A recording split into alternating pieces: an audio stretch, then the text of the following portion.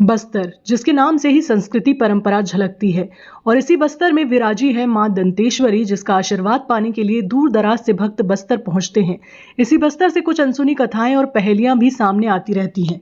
इसी बस्तर में मां दंतेश्वरी, भगवान जगन्नाथ और मां मावली के साथ कई देवी देवताओं की आराधना की जाती है ताकि बस्तर में सुख शांति बनी रहे। लेकिन उसी भगवान को चढ़ने वाला भोग में कांटा मारा जा रहा है, या ये कहें भगवान को भोग भी ठीक से नहीं दिया जा रहा। जी हां, कुछ ऐसी जानकारी निकलकर सामने आई है। जिस भगवान के आशीर्वाद से भक्तों के घरों में मीठे मीठे पकवान और लजीज व्यंजन बनाए जाते हैं और उनके धन्यधान पर माता की कृपा बनी रहती है, लेकिन उसी बस्तर के देवी देवताओं को 56 भोग लगाने के बजाय उन्हें मुट्ठी भर चावल और राशन दिया जा रहा है। जी हां, जगदलपुर के रियासतकालीन मंदिर का हाल बेहाल है। शहर के टेंपल कमेटी के 22 मंदिरों में भगवान को भोग ठीक से नहीं चढ़ाया जा रहा। कारण है, माह भर में 15 किलो चावल, 1 किलो घी, 1 किलो तेल दिया जा रहा है, जिसे पूरा करना पंडितों की बस की बात नहीं है। ऐसे में भगवान की आराधना और बस्तर की सुख शांति की कामना करने वाले पुजारी अपना दर्द बयां कर रहे हैं। हमको दाल, चावल, घी, तेल, नमक, मिर्ची, हल्दी।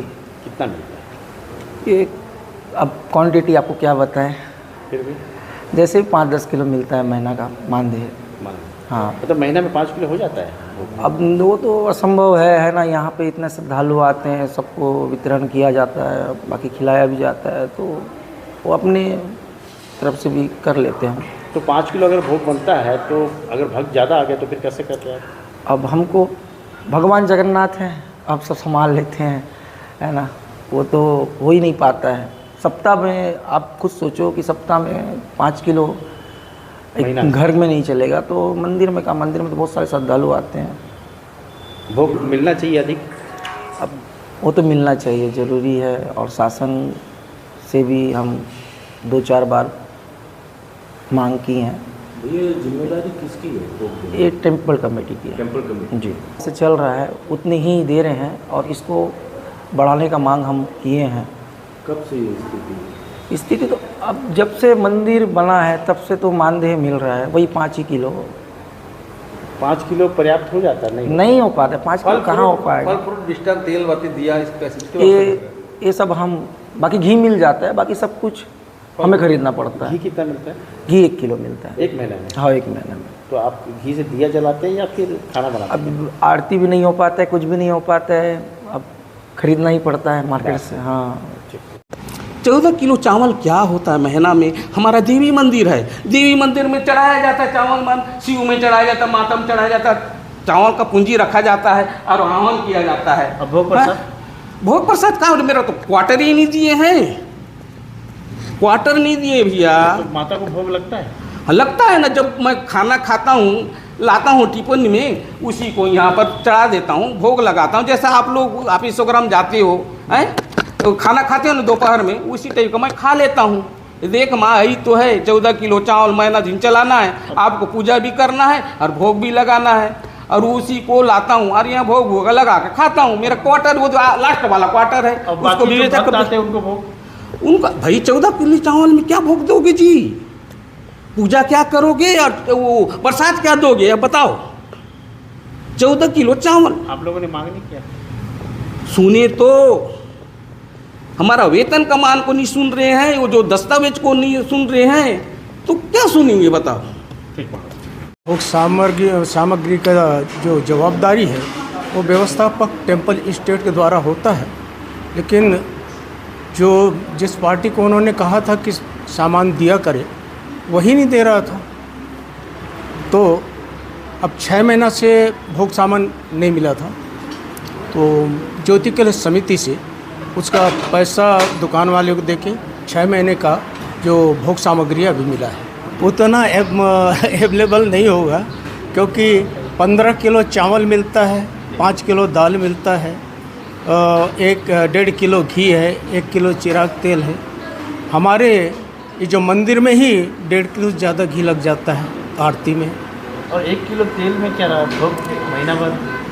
अब 1 किलो तेल दिया जलाने के लिए दिया जाता है, तो 1 किलो तेल कुछ नहीं होता। बस्तर के लोगों के लिए आस्था का केंद्र बने मंदिरों के लिए दिया जाने वाला भोग ना के बराबर है।